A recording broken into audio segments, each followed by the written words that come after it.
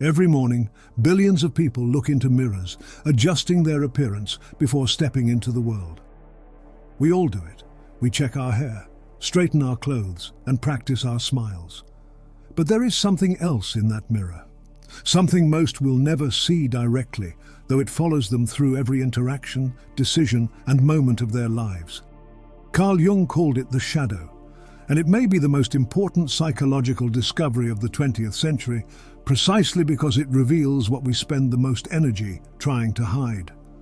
The shadow is not simply the repository of our negative traits, though this is how it is often misunderstood. It is the totality of everything we have learned to reject about ourselves and everything incompatible with the person we believe ourselves to be. It contains not only our perceived darkness, but also our unrecognized light, our unrealized potentials, and our unlived lives. The shadow is the self we deny, the characteristics we project onto others, and the aspects of our personality that were exiled in childhood when we learned what was acceptable and what was not. To understand the shadow is to understand why we react with inexplicable intensity to certain people, why we find ourselves in repetitive patterns we swore we would never repeat, why the qualities we most despise in others often reflect something deeply rooted about ourselves. It explains why the saint dreams of violence and the cynic weeps at beauty, and why the controlling person marries chaos and the rebel seeks structure. The shadow is the key to understanding the dynamics of relationships, the formation of enemies, the creation of scapegoats, and even the great movements of history. Jung discovered the shadow through his own experience, a period he called his confrontation with the unconscious that nearly cost him his sanity. After his break with Freud in 1913, Jung underwent what he later described as a voluntary psychosis, deliberately allowing unconscious material to flood his consciousness. In this psychological crisis, he encountered figures and forces within himself that contradicted everything he thought he knew about his own character. He met the murderer, the fool, the prophet, and the child, among many other figures. He discovered that the civilized Swiss psychiatrist contained multitudes, many of them disturbing, some of them magnificent, all of them essential to understanding the complete human being he actually was, rather than the partial person he had believed himself to be. This discovery was archetypal. Jung realized that every human being carries this shadow self as his collection of rejected possibilities. The formation of the shadow begins in earliest childhood, as soon as we learn that certain expressions of our nature bring approval, while others bring punishment or withdrawal of love. The child who learns that anger is unacceptable doesn't stop feeling anger, as the anger goes underground, into the shadow, where it doesn't disappear but rather grows strange in the dark, emerging in indirect ways. Passive aggression, depression, sudden explosions that seem to come from nowhere, or projections onto others who become the carriers of our disowned rage. But once again, the shadow is far more complex than a simple collection of repressed negative emotions. It can contain positive qualities that were deemed unacceptable in our early environment. The child born into a family suspicious of intelligence might bury their brilliance in the shadow. The one raised in an atmosphere of cynicism might hide their capacity for hope. The shadow holds whatever qualities would have threatened our belonging in our original family system. And since belonging equals survival for a young child, the psyche becomes remarkably skilled at identifying and suppressing these threatening qualities before they can even fully emerge into consciousness. The personal shadow is only the beginning. Jung identified a collective shadow, the disowned aspects of entire cultures and civilizations. Every society, in defining itself, must also define what it is not, what it stands against, and what it refuses to acknowledge about itself. These collective shadow projections create the other, the enemy, the barbarian at the gates. They fuel racism, nationalism, and religious warfare. They explain why each generation is horrified by the sins of previous generations while remaining blind to its own shadow projections, its own capacity for creating future horrors that will appall generations to come. Consider how Western civilization, priding itself on rationality and progress, projected irrationality and primitiveness onto other cultures while simultaneously unleashing the profound irrationality of two world wars, the Holocaust, and nuclear weapons. or how cultures that value harmony and collective cohesion might project selfishness and aggression onto outsiders while denying the subtle violence of enforced conformity within their own boundaries. The collective shadow always contains what a culture cannot admit about itself, and like the personal shadow, it doesn't disappear simply because it is denied. It returns in symptoms, in social problems that seem impossible to solve because their true source cannot be acknowledged. The shadow operates through the mechanism of projection, perhaps the most fundamental and least recognized of all psychological defenses. Projection is not simply seeing our own qualities in others. It is a living, dynamic process through which we evacuate intolerable aspects of ourselves and locate them in the external world. The person who cannot tolerate their own vulnerability sees weakness everywhere and despises it. The one who has disowned their sexuality sees perversion and temptation at every turn. The individual who cannot acknowledge their own manipulativeness becomes hypervigilant to manipulation in others, often becoming the victim of the said quality they cannot see in themselves. This process of projection creates a dance of shadows in relationships. We are unconsciously drawn to people who embody our disowned qualities, initially experiencing this as attraction or repulsion, often both simultaneously. The controlled person is magnetically drawn to the spontaneous one, the intellectual to the sensual, the caregiver to the rebel. These shadow relationships offer the possibility of wholeness, of reclaiming lost parts of ourselves, but more often they become battlegrounds where each person tries to force the other to carry their rejected qualities. The work of integrating the shadow, what Jung called shadow work, is perhaps the most important psychological work a person can undertake, yet it is also the most resisted, because it requires acknowledging that we are not who we think we are, that our self-image is a construction built on exclusion and denial. It means facing the uncomfortable truth that the qualities we most despise in others are often the ones we have most thoroughly rejected in ourselves. It requires a kind of psychological courage that our culture, obsessed with positive thinking and self-esteem, rarely encourages or supports.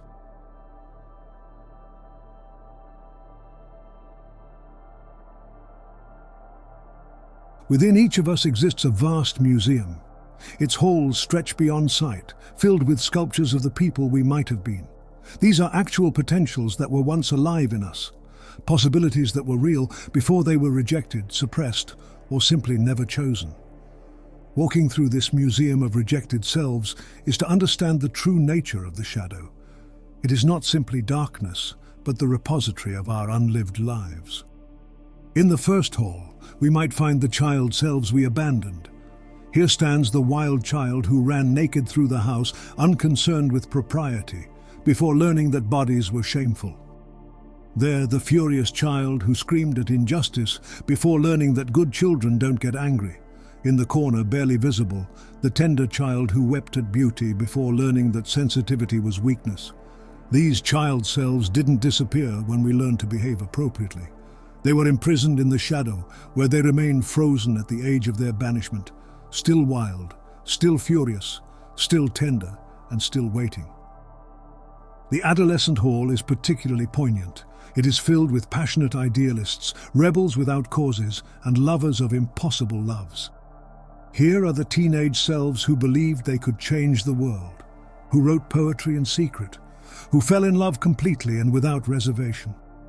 Most of us learn to smile condescendingly at these adolescent selves, treating them as embarrassing phases we've outgrown.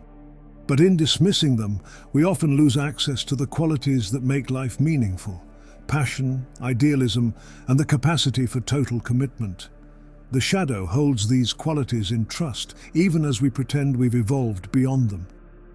Moving deeper into the museum, we find the professional selves we didn't become. The accountant contains a shadow artist. The artist contains a shadow businessman. The doctor who followed family expectations might find their shadow engineer, the career they truly wanted but never dared pursue. These shadow professions are not mere daydreams, but represent different ways of being in the world, different values and priorities that were sacrificed for the life we actually lived. They continue to exist in the shadow, sometimes emerging as hobbies, sometimes as midlife crises, but always as a subtle sense that life could have been otherwise. The relational hall is perhaps the most disturbing because it is filled with the lovers we didn't choose, the friends we didn't keep, the children we didn't have, or the ones we had but didn't fully embrace. Here too are the shadow versions of our actual relationships. The marriage that could have been passionate instead of comfortable, the friendship that could have been deep instead of convenient, the parenting that could have been playful instead of anxious. These shadow relationships haunt our actual relationships, creating a sense of dissatisfaction we can rarely articulate. A feeling that something essential is missing, even when everything appears to be fine. But the museum contains more than personal exhibits. There are ancestral halls, filled with the unlived lives of our parents and grandparents, the dreams they didn't pursue, the freedoms they didn't claim. We inherit these shadow selves, often unconsciously living out our parents' unlived lives, or rebelling against them in ways that keep us equally trapped. The daughter of a woman who sacrificed her career for family might compulsively pursue professional success, while her shadow contains the homemaker. The son of a man who never expressed emotion might become a therapist, professionally feeling what his father couldn't, while his own shadow contains the stoic. Cultural halls stretch even further back, containing the shadows of our ethnic, religious, and national identities. The descendant of immigrants might carry a shadow self that speaks the old language fluently, practices the old customs, and lives the life that would have been natural in the homeland.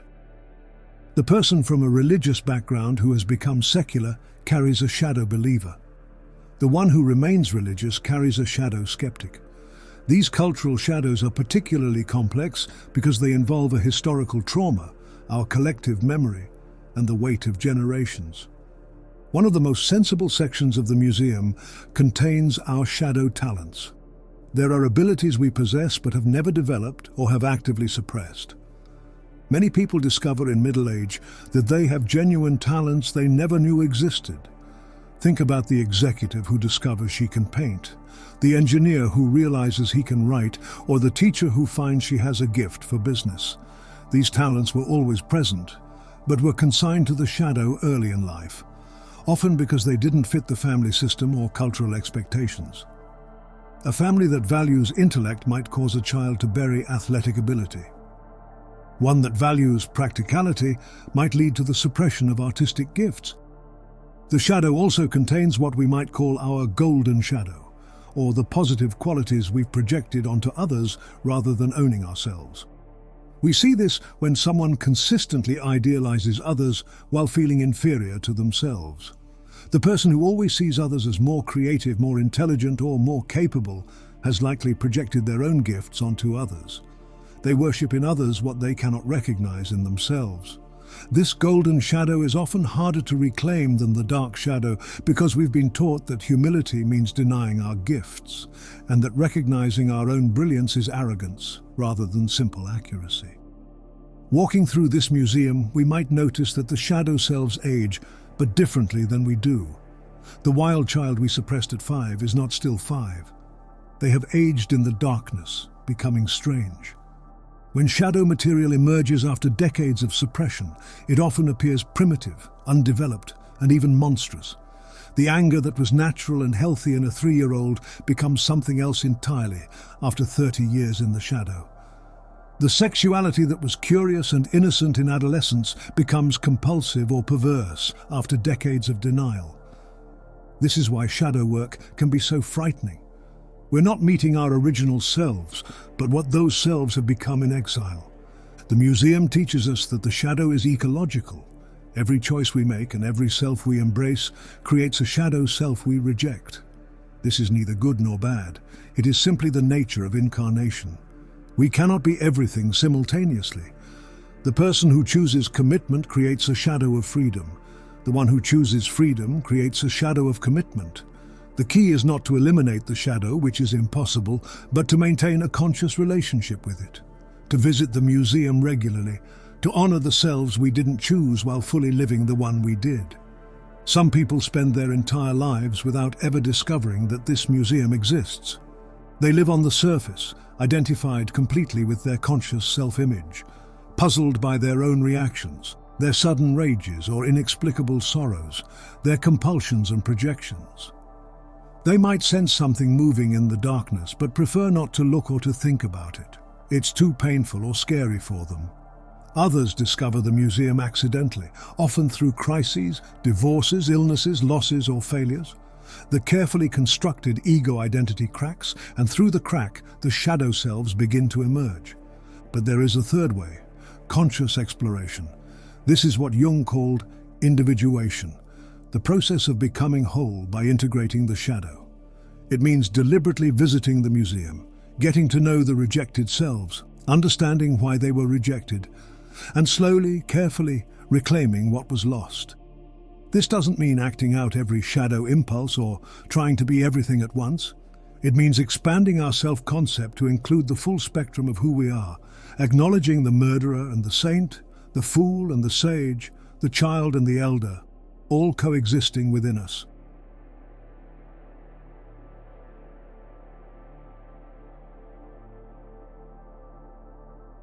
There are places within the human psyche where light has never penetrated, chambers of the soul that have existed in darkness since before we had words to name them. These are the deepest regions of the shadow, containing primordial forces that connect us to our evolutionary past, to the animal within the human, and to the savage within the civilized. Jung called these depths the collective unconscious, but even that term feels too clinical for the raw, primitive power that resides there. To understand these depths, we must first confront an uncomfortable truth. Civilization is a thin veneer, a recent invention in evolutionary terms. For hundreds of thousands of years, our ancestors lived in ways that would horrify the modern mind. They killed without moral anguish. They took what they needed for survival, and they lived by instincts we now call barbaric. These ancient patterns didn't disappear when we invented agriculture, cities, or moral codes. They retreated into the shadow, where the light cannot reach, but they remain alive, powerful, and waiting. Consider what happens in war, when ordinary people become capable of extraordinary violence. The mild-mannered accountant who becomes a torturer, the loving father who participates in genocide, the nurse who enables medical experiments on prisoners. We comfort ourselves by calling these people monsters, aberrations, and exceptions to human nature. But the shadow teaches us something far more disturbing. These capacities exist in everyone. The torturer and the saint exist simultaneously in each human psyche. What determines which emerges is often circumstance, context, and the degree to which we have integrated our own capacity for evil. This is what Hannah Arendt glimpsed when she wrote about the banality of evil after observing Adolf Eichmann's trial. She expected to find a monster, and instead found a normal bureaucrat who had simply failed to think and recognize his own shadow. The most terrifying aspect of the Holocaust was not that it was perpetrated by demons, but by ordinary humans who had projected all evil onto others while remaining blind to their own capacity for darkness. The shadow teaches us that those who cannot see their own potential for evil are the most likely to enact it. But the deep shadow contains more than human evil. It holds our animal nature and the millions of years of evolution that preceded consciousness. In these depths live the predator and the prey, the alpha and the omega, the territorial imperative, the mating drive stripped of romance, and the raw will to survive at any cost. Modern humans, especially those in developed nations, have so thoroughly separated themselves from nature that they've forgotten they are animals. But the animal doesn't forget. It lives in the shadow, emerging in road rage, in mob violence, in the sudden collapse of civility when resources become scarce. The sexual shadow deserves special attention, for perhaps no aspect of human nature has been more thoroughly repressed, distorted, and projected. Every culture creates elaborate rules around sexuality, defining what is acceptable and what is taboo. But the shadow doesn't respect these rules. It contains all the desires deemed inappropriate, the wrong gender, the wrong age, the wrong power dynamic, or the wrong level of intensity. This doesn't mean these shadow desires should be acted upon. Many exist in the shadow precisely because acting on them would cause harm. But denying their existence, pretending we are purely rational beings who have transcended our animal sexuality, only gives the sexual shadow more power to emerge in distorted and destructive ways. The #MeToo movement revealed the massive scale of sexual shadow projection in our culture. Men who presented themselves as true gentlemen who cherished women and believed in equality and respect were revealed to have been acting out shadow patterns of dominance and exploitation. The shadow feminist who preaches empowerment while secretly craving submission, and the shadow patriarch who advocates equality while unconsciously maintaining control, are examples of how the shadow operates when it remains unconscious, creating a split between our conscious values and unconscious behaviors. In the deepest regions of the shadow, we find what Jung called the archetypes, which are universal patterns that exist in every human psyche. The warrior, the lover, the magician, and the sovereign. The mother, the father, the child, and the wise elder. These are living psychological realities that shape our perceptions, drives, and behaviors. When we fail to consciously relate to these archetypal energies, they possess us from the shadow. The man who has rejected the warrior becomes either violent or passive, unable to access healthy aggression.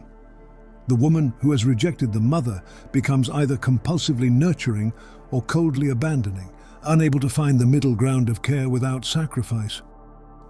Death lives in the deepest shadow because it is the ultimate reality we spend our lives denying. Modern Western culture has made death perhaps the greatest shadow of all, hiding it in hospitals, disguising it with euphemisms, pretending it doesn't exist until it becomes impossible to ignore.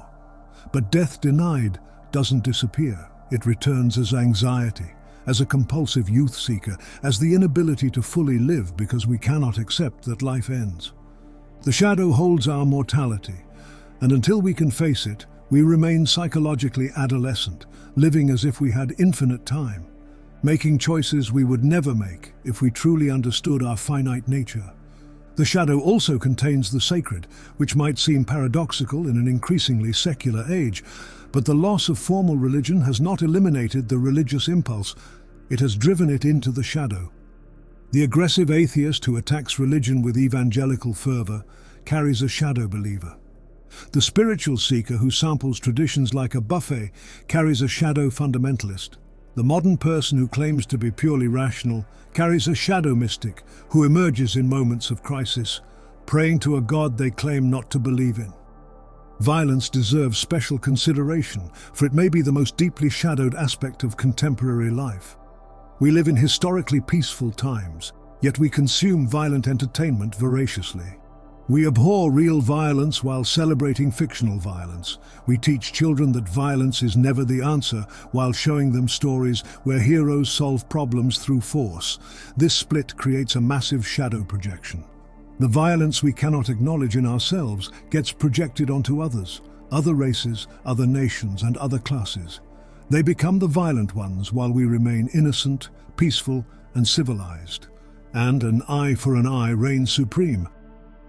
The deep shadow contains our relationship with power as well. In democratic societies that espouse equality, the desire for power becomes shadow. We cannot admit we want to dominate, to control, or to be superior. So the power drive goes underground, emerging as passive aggression, manipulation, envy, and covert competition. The person who claims to want no power often exercises the most control, using their perceived powerlessness as a form of power. The shadow tyrant lives in every democrat, the shadow slave in every free person. These deep shadow regions cannot be integrated through simple self-reflection or positive thinking. They require what Jung called a night sea journey, a descent into the unconscious that risks psychological dissolution. Many people who begin serious shadow work discover things about themselves that shake their entire identity structure. They realize they are capable of cruelty they thought impossible, harbor desires they find repugnant, and contain multitudes that contradict everything they believed about themselves. Yet this descent is also where the greatest treasures are found. In the deepest shadow live both our demons and diamonds. It holds the compressed carbon of experiences too intense for ordinary consciousness. The person who can face their capacity for evil discovers their capacity for good is equally vast. The one who can acknowledge their inner tyrant can access true leadership. The individual who can own their destructiveness can become genuinely creative.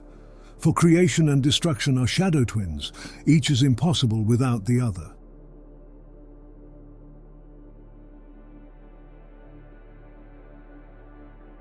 Every human relationship is a hall of mirrors, each person reflecting back to the other not just who they are, but who they cannot bear to be.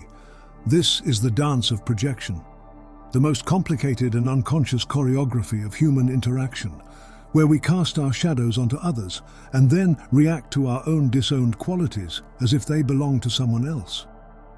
To understand projection is to understand why we fall in love with the wrong people, why we create the enemies we claim to oppose, and why the same patterns repeat in relationship after relationship despite our conscious efforts to change.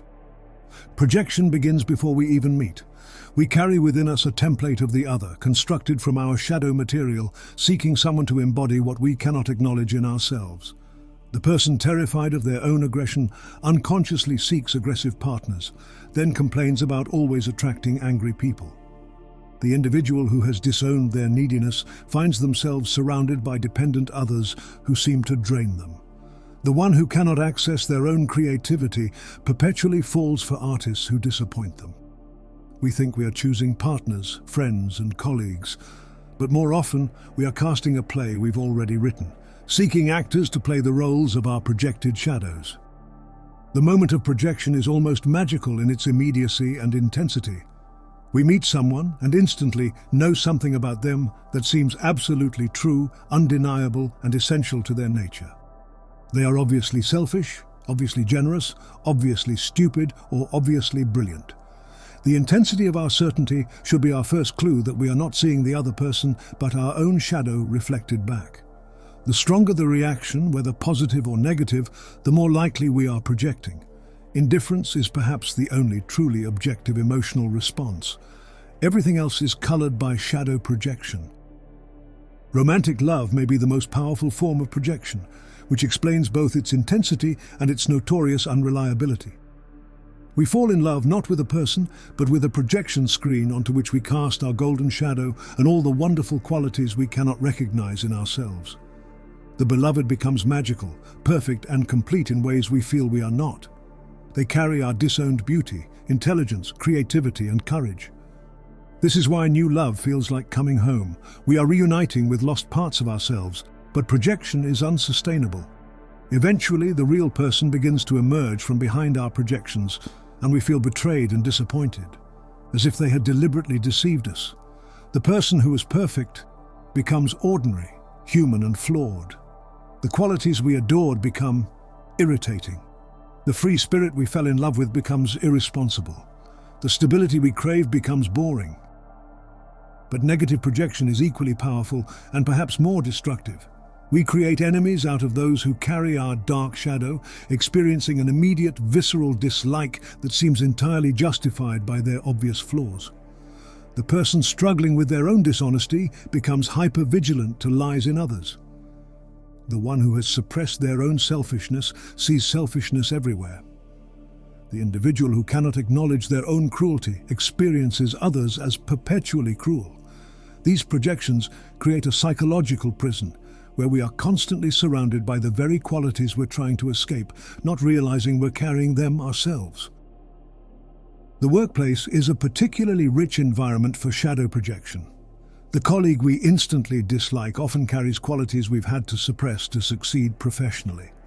The competitive co-worker might carry the shadow of someone who learned early that ambition was dangerous. The people-pleasing teammate might trigger rage in someone who sacrificed authenticity for acceptance. Office politics are rarely about the surface issues.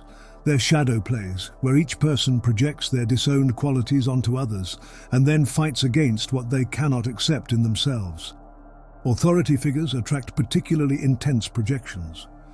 Parents, teachers, bosses, and political leaders become screens for our projected shadows around power, control, and dependency. The person with an authoritarian shadow projects weakness onto leaders, seeing them as ineffective and indecisive. The one with a submissive shadow projects tyranny, experiencing all authority as oppressive.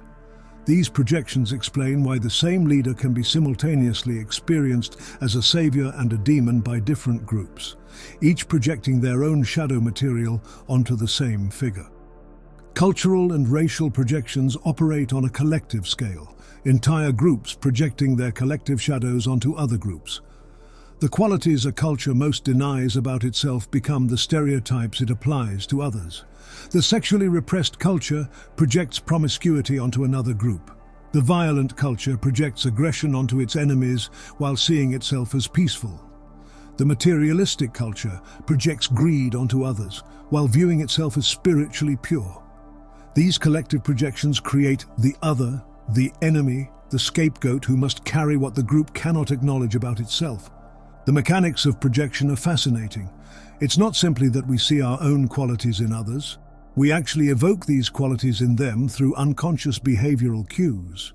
The person who projects aggression onto others often behaves in subtly provocative ways that elicit angry responses, confirming their projection.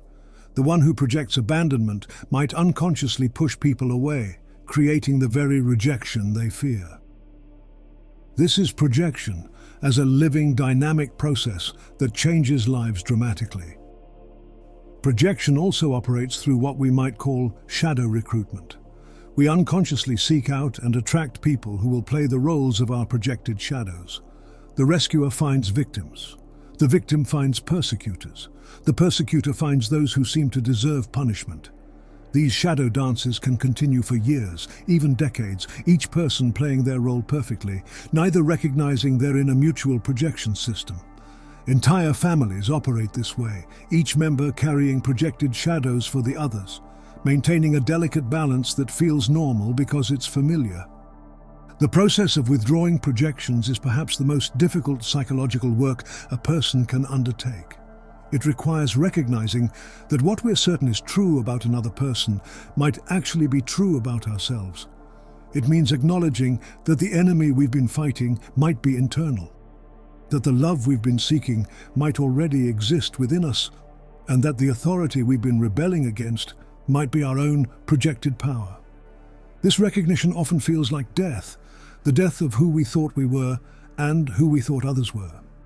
When projections are withdrawn and relationships transform radically, the enemy becomes human, complex, and carrying both light and shadow like ourselves. The idealized lover becomes a real person we can actually know, rather than a screen for our projections. The authority figure becomes neither God nor demon, but someone struggling with their own shadows. This doesn't mean all relationships become peaceful, or that all people are equally trustworthy. It means we begin to see clearly, to respond to who people actually are, rather than who we need them to be to maintain our shadow projections. The dance of projection reveals that we are all in unconscious collaboration, each playing roles in others' shadow dramas while casting others in our own. The person who complains they always attract narcissists might be unconsciously seeking them out to carry their own disowned narcissism. The one who keeps finding themselves in codependent relationships might be recruiting others to carry their dependency needs. The individual who repeatedly experiences betrayal might be projecting their own capacity for betrayal and unconsciously selecting untrustworthy people to confirm their projection. Marriage and long-term partnership provide the ultimate arena for shadow projection. We choose partners who embody our contrasexual shadow, or what Jung called the anima in men and the animus in women. But more broadly, we choose partners who carry whatever qualities we've had to sacrifice for our ego identity. The organized person marries chaos. The emotional one chooses logic. The adventurous selects stability. Initially, this feels like completion, as two halves making a whole. But over time, the very qualities that attracted us become sources of conflict. We try to change our partners, not realizing we're trying to change our own shadows projected onto them.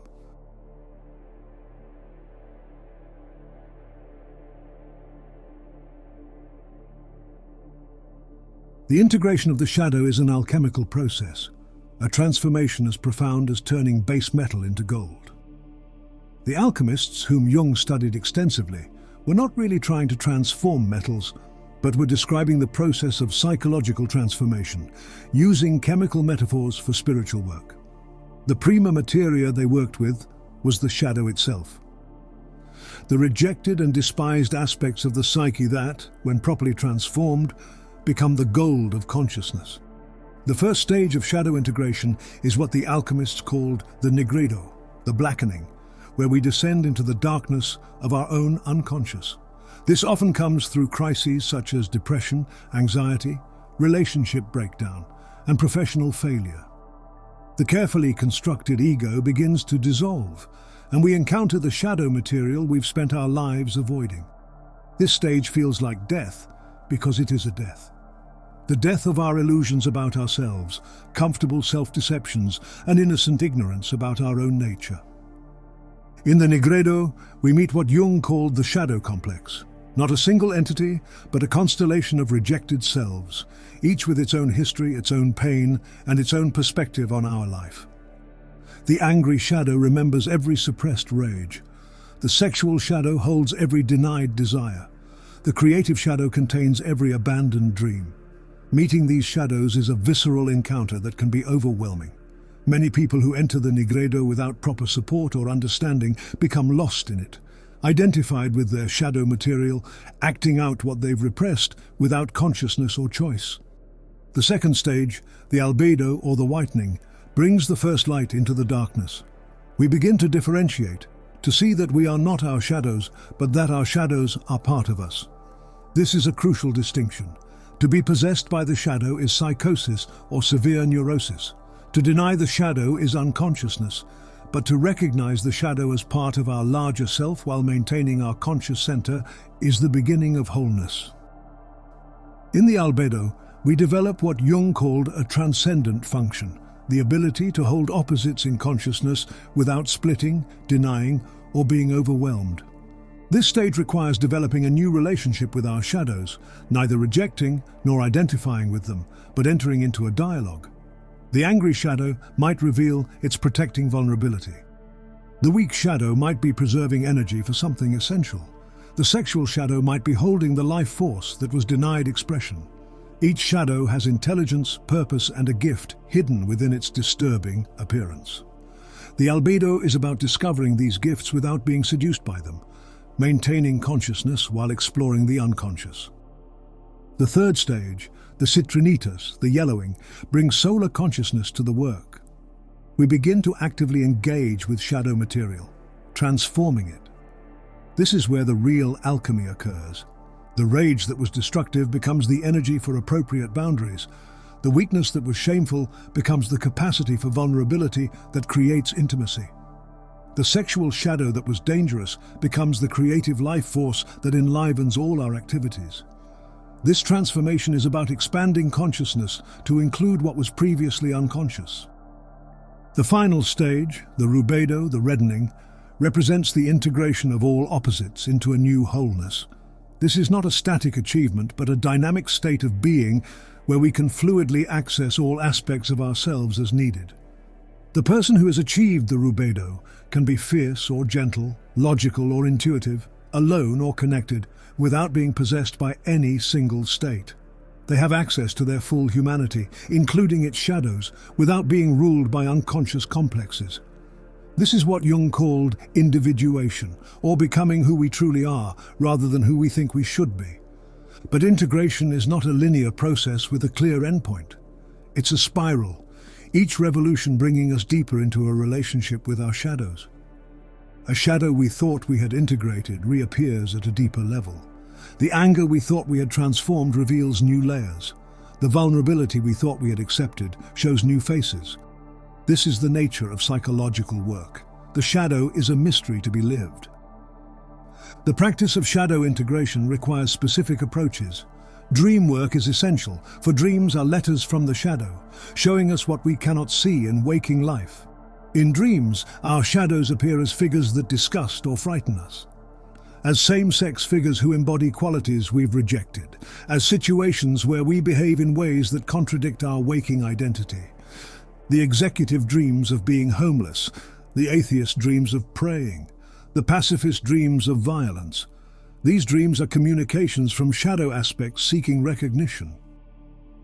Active imagination, a technique Jung developed, involves consciously engaging with shadow figures in a waking state.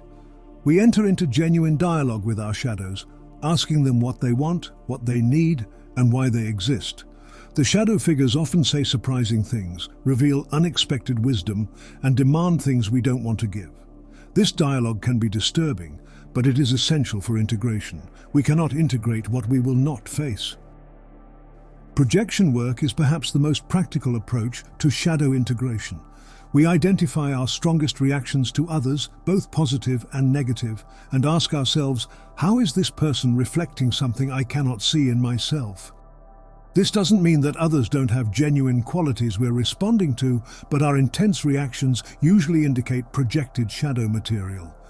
The person who infuriates us with their arrogance might be reflecting our own disowned pride. The one we admire for their confidence might be carrying our golden shadow of self-assurance.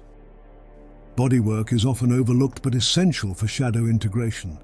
The shadow lives not just in the psyche, but in the body, in chronic tensions, unexpressed emotions and frozen traumas. The shoulders that carry the weight of suppressed anger. The chest that holds back tears never shed. The pelvis locked against sexual feeling. Shadow work that doesn't include the body remains intellectual and unable to fully transform the lived experience of being human. Through breathwork, movement, and somatic therapy, we can access and integrate shadows that words cannot reach. Creative expression provides another royal road to shadow integration. When we create without censoring, our shadows emerge naturally. The violent imagery that shocks us in our painting, the rage that emerges in our journal, the sensuality that surprises us in our dance. Creative work bypasses the ego's defenses, allowing shadow material to express itself safely. Many artists discover they've been doing shadow work all along, their art being the expression of what they cannot live directly. But shadow integration is not without risks. As we reclaim projected shadows, we often experience what Jung called an inflation, where we become identified with the newly discovered aspects of ourselves. The person who discovers their power shadow might become domineering. The one who reclaims their sexual shadow might become compulsively promiscuous. The individual who integrates their intellectual shadow might become arrogantly superior. This inflation is a necessary stage, but must be worked through to achieve genuine integration. The social consequences of shadow work can be significant. As we withdraw our projections and integrate our shadows, we often no longer fit the roles we've played in our families, relationships, and communities. The scapegoat who stops carrying the family shadow might face rejection. The people pleaser who develops boundaries might be labeled selfish. The rebel who integrates their conformist shadow might be seen as selling out. Shadow work often requires accepting that becoming whole might mean becoming less acceptable to those who need us to carry their projections.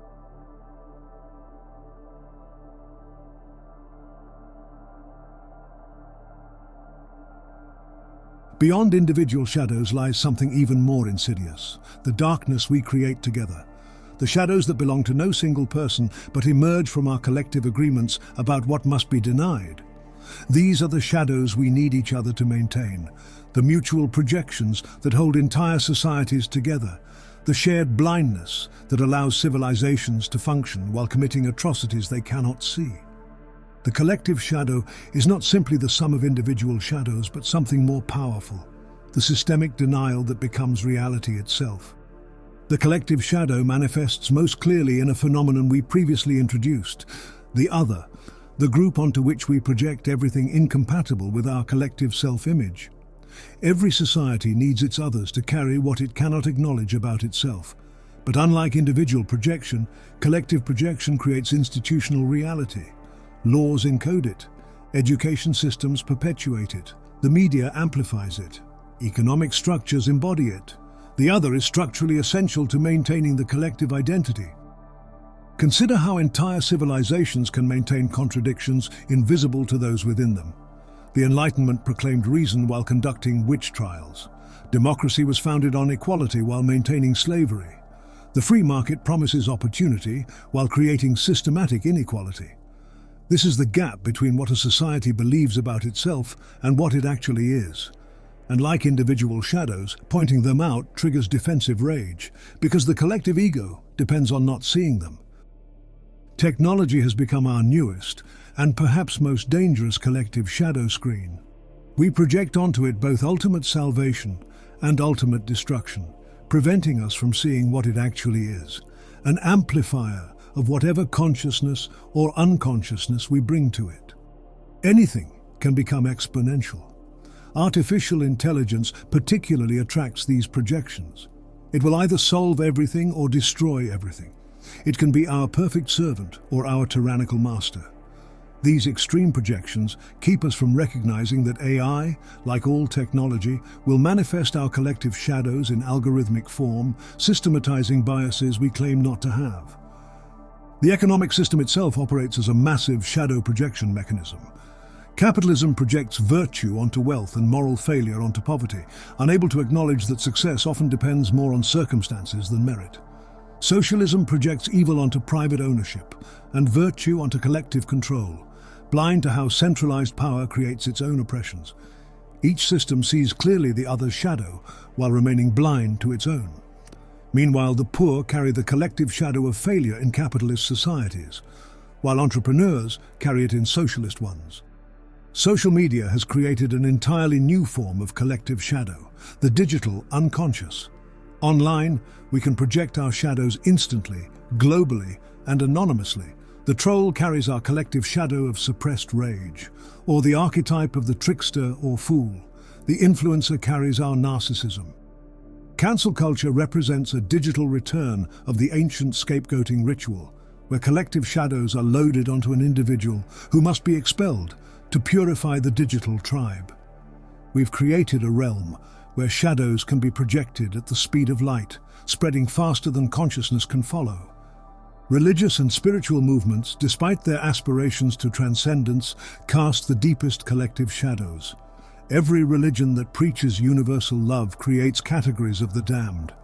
Every spiritual tradition that seeks enlightenment creates hierarchies of consciousness. The New Age movement, in its relentless positivity, has created an enormous shadow of low vibrational people who haven't done the work. The atheist movement, in its commitment to reason, projects irrationality onto believers while remaining blind to its own faith in materialism. The sacred and secular are locked in mutual shadow projection, each carrying what the other cannot acknowledge. The collective shadow of gender runs through every culture like a fault line. Entire civilizations organize themselves around what men must not be, emotional, dependent, weak, and what women must not be, aggressive, independent, powerful. These mutual projections create more than individual suffering. They structure economies, politics, and religions. The wage gap is a shadow projection. The glass ceiling is a shadow projection. The division of human qualities into masculine and feminine is a collective shadow system where each gender must carry what the other cannot own. Race represents perhaps the most charged form of collective shadow projection. It's not simply prejudice, but an entire architecture of projected shadows. Whiteness itself is a shadow construction, defined not by what it is, but by what it is not. The qualities a dominant group cannot acknowledge about itself become the stereotypes applied to others. The lazy, the violent, the primitive, and the hypersexual. These are shadows cast by those who cannot see their own laziness, violence, primitiveness, and sexuality. But these projections become internalized, creating what we might call colonized consciousness, where oppressed groups begin to see themselves through the shadows projected onto them. The nation-state itself is a shadow-creating machine. Every country maintains its identity through projection onto other nations. Americans project authoritarianism while denying their own. Russians project decadence while ignoring their own. Chinese project chaos while blind to their own. These aren't just political disagreements, but shadow projections that make genuine international cooperation impossible. Each nation's shadow is perfectly visible to others and perfectly invisible to itself. Mental illness has become a collective shadow container. The mad carry our collective fear of losing control. The depressed carry our collective despair about modern life. The anxious carry our collective terror about the future. We medicalize them, institutionalize them, and distance ourselves from them, not recognizing that they're expressing what the collective cannot acknowledge.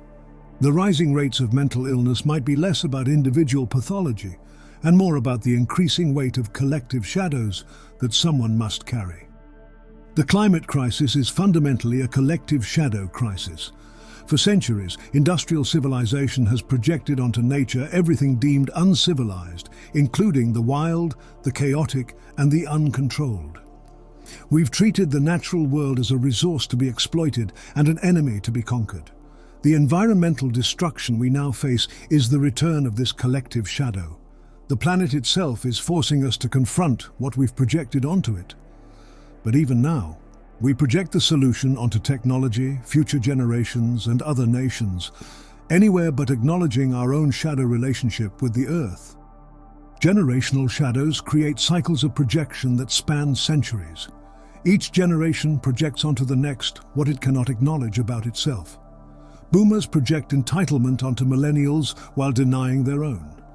Millennials project destruction onto boomers while ignoring their own consumption.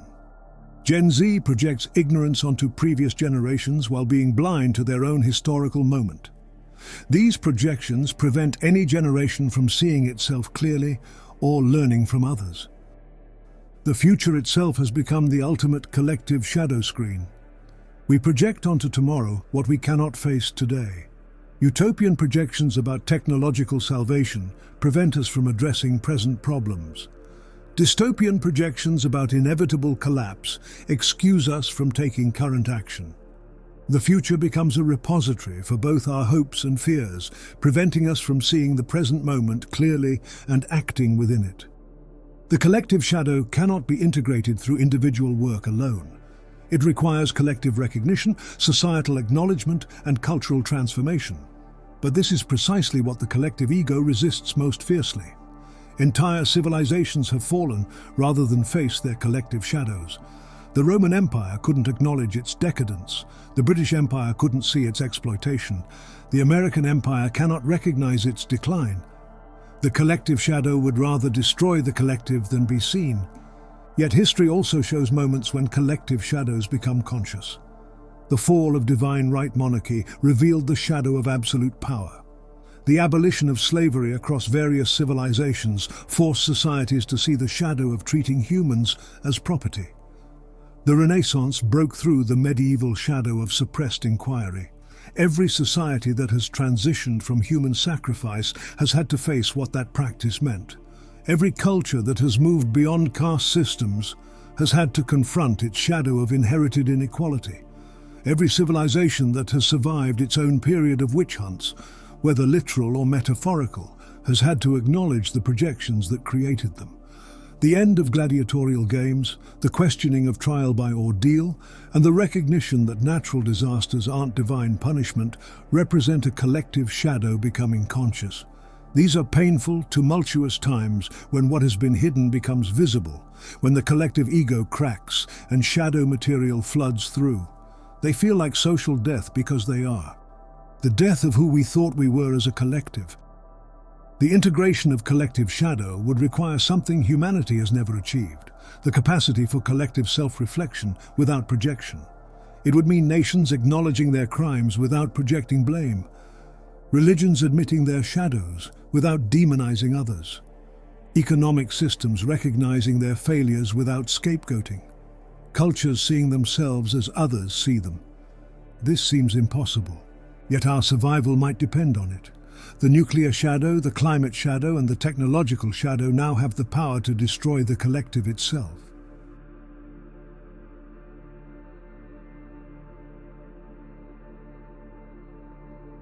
After the long journey through personal shadows and collective darkness, after the excavation of all we have hidden and the confrontation with all we have denied, we arrive at an unexpected destination. We do not find a new self, improved and enlightened, purged of shadows and radiating light. Instead, we discover something far more profound, the original face we had before we learned to hide it, the authentic being that existed before the shadow was necessary, the wholeness that preceded our fragmentation. This original face is not the innocent face of the infant, though it shares that innocence's completeness. It is innocence that has passed through experience, wholeness that has integrated fragmentation, simplicity that has absorbed complexity. The Zen koan asks, "What is your original face before your mother and father were born?" This points to an essence that exists outside the entire structure of ego and shadow. The true self that was never actually divided, though it experienced division. The return to the original face begins with a recognition. The shadow was never the enemy. It was the guardian of our wholeness, preserving everything we had to reject to survive our childhood, our culture, and our humanity. Every shadow we created was an act of preservation, keeping safe what could not be expressed until we were strong enough to reclaim it. The angry shadow preserved our power. The weak shadow preserved our gentleness. The sexual shadow preserved our life force.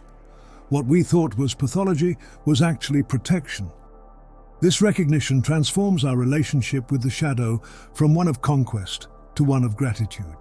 We stop trying to eliminate the shadow and begin to honor it as the keeper of our lost treasures. The shadow work shifts from battle to reclamation and from therapy to initiation.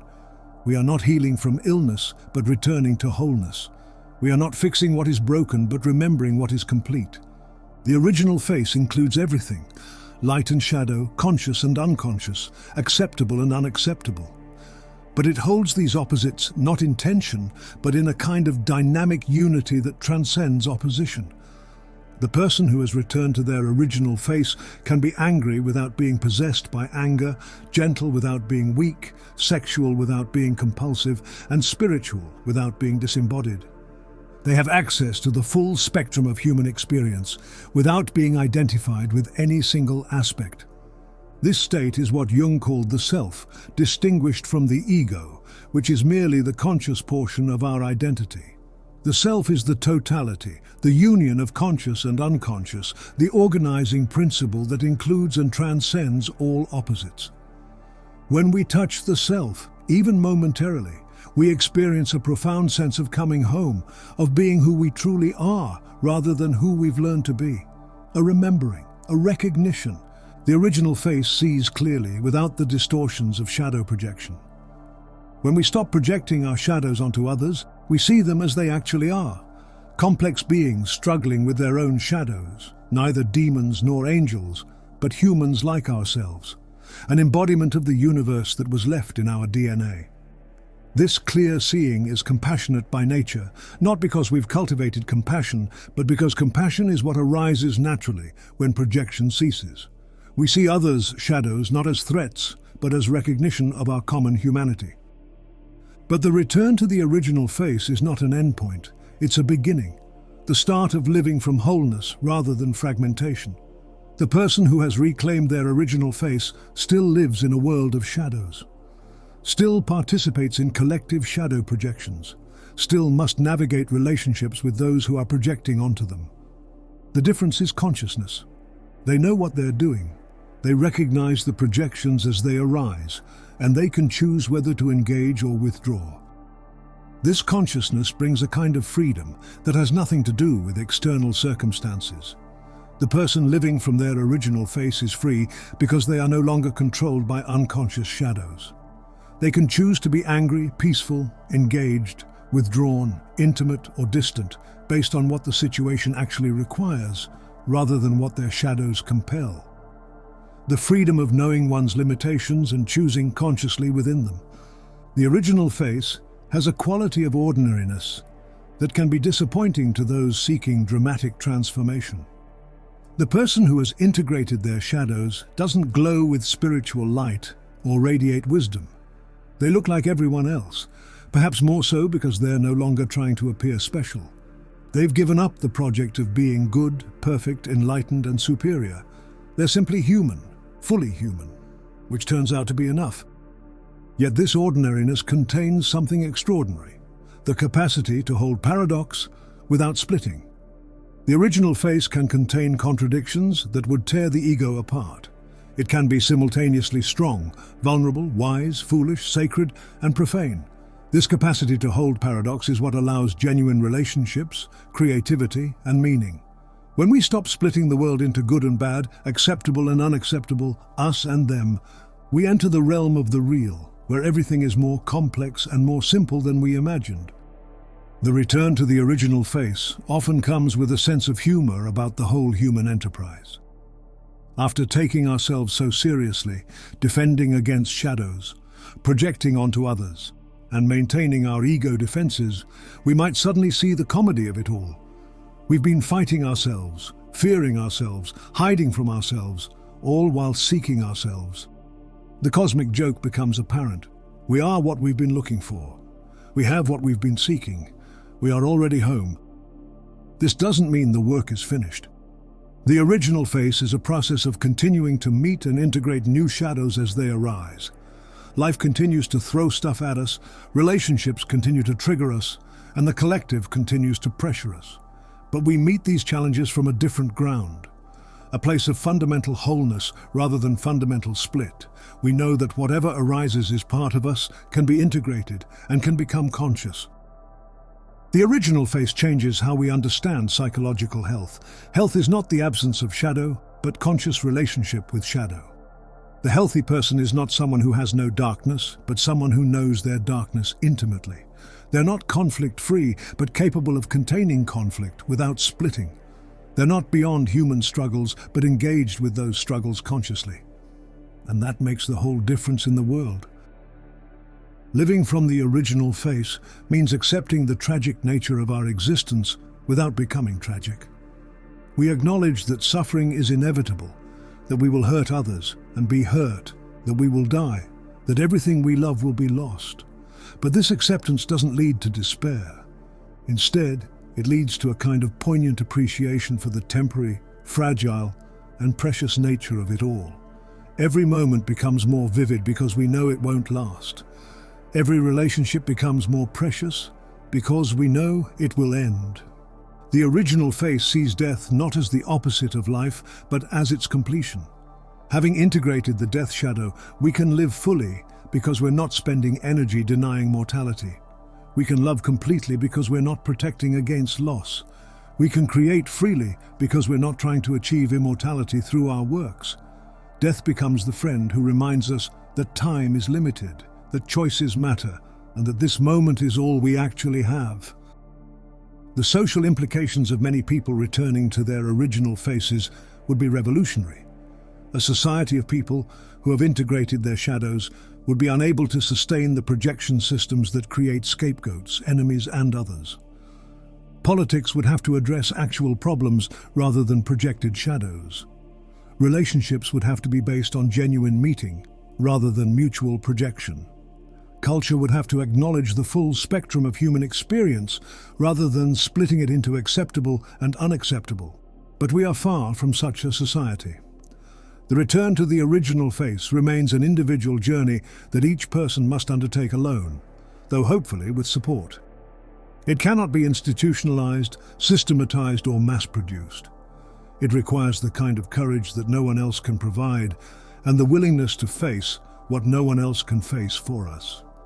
Yet each person who makes this journey changes the collective field, withdraws their projections from the collective shadow, and becomes one less participant in the unconscious shadow dance that creates so much suffering.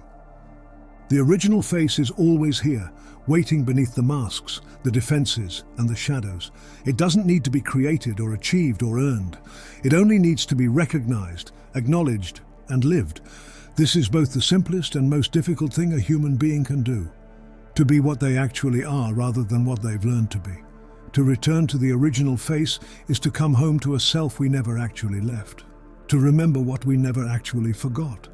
To become what we always were, but couldn't allow ourselves to be. In the end, the journey through the shadow leads not to some elevated state, but to the ground of ordinary being. We discover that wholeness was never lost, only obscured. The original face was always here, looking through our eyes, experiencing our experiences and living our life. The great search ends where it began, with the simple recognition of what was always present. We are the shadow, the light, the demon, the angel, the criminal, and the saint. We are all of it, and in being all of it, we are free to be ourselves. This freedom is not an escape from the human condition, but a full embrace of it. We stop trying to be more than human or less than human, and allow ourselves to be simply, fully, and consciously human. This is the gift of shadow work, not transcendence, but immanence, not perfection, but completeness, not enlightenment, but embodiment. The return to the original face is the acceptance of our total nature, shadows and all, as the miraculous, ordinary reality it has always been.